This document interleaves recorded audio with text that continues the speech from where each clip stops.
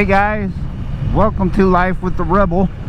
So today I wanted to talk about not dropping your bike, and I'm not talking like just in general. I'm talking about a certain situation that's had happened to me a couple times just recently too. I've been riding for like a year and I almost dropped my bike like a couple times within probably the past month and a half. So I just, there was something I noticed about it, and I wanted to share that with you guys so you could be aware and not make the same mistakes I keep making. So learn from my mistakes in this one. But before we get into that, I got another Tailgater alert for you guys. Yep, here we go. So have a quick look at the video. And then, yeah, guys, you need to see this one. I need your opinion, too. So here's the story, guys. I just finished recording a video a couple weeks ago. And I was just out cruising around. It was a nice day. It was a Sunday. And I'm about to get on the interstate. And this Jeep comes up behind me.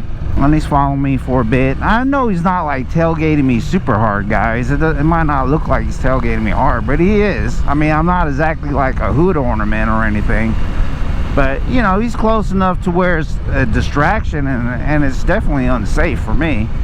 But yeah, he's following me. And here's the funny thing about it, guys. This happened like at the exact same spot as the other Tailgater from like a couple weeks prior.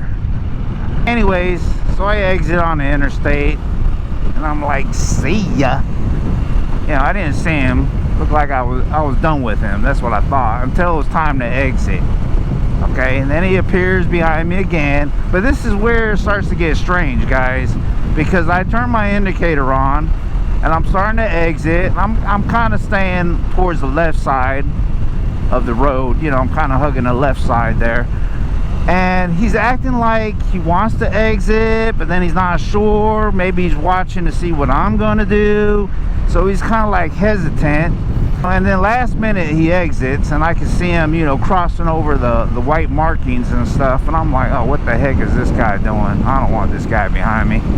So I pulled over right there on the shoulder, on the off ramp, so he could go around me. I try to get a look too, guys, but he had the windows tinted out, so it figures. But anyways, I let him get in front, and so I could get behind and do my thing, get that picture of that license plate. Anyways, he's in front of me for a bit, and I wasn't like intentionally trying to follow him or anything. He just happened to be going the same direction I wanted to go. But yeah, I was watching him, and then he starts tailgating the pickup truck in front of him, like really hard too. I'm like, what is this guy doing? I'm glad he's in front of me now.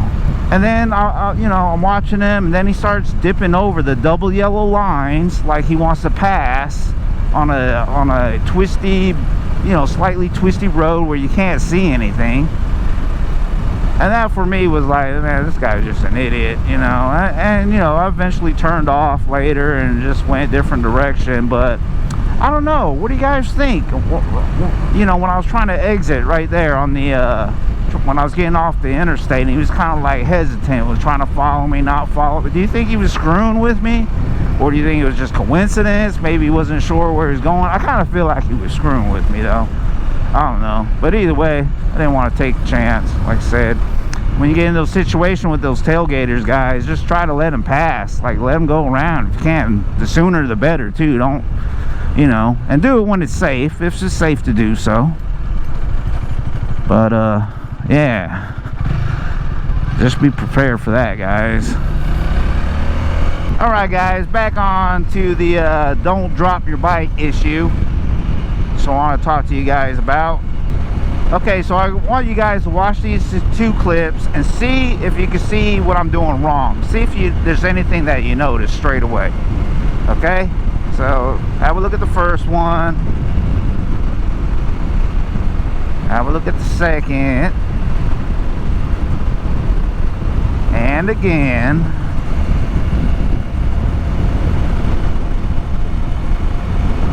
You guys notice anything? You see anything?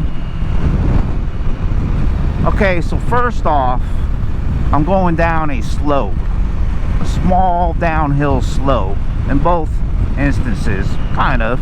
Second one more. The second thing is I'm coming to a sudden stop. I'm just coming to a sudden stop.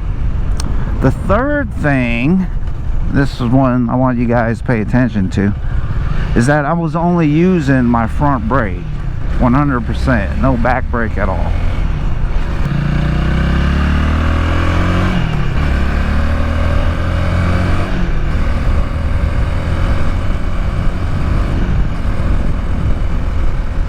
So what's happening exactly? Okay, so for starters, right, because I'm at an angle, I'm going down a slope. When I hit the brakes, all that weight's going to go forward a lot more than usual, right? Instead if I was just level. So we got that going on.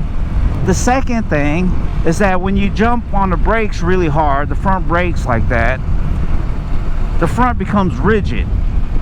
It's hard to steer because the forks start to compress, the front tire will flatten for a second, and everything becomes tight. So if you have the bars at an angle and you come to a sudden stop like that, it's hard to get out of it. And then the third thing, of course, is that I'm using primarily my front brake.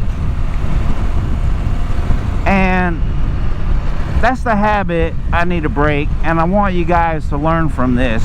Seriously, guys, I don't know what it is, but I've been using my front brake like 100% of the time. I rarely even use the back brake unless I'm sitting at a stoplight or something like that.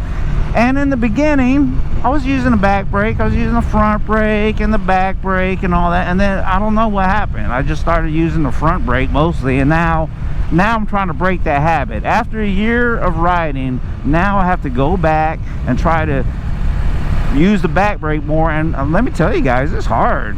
It's hard. I keep forgetting. So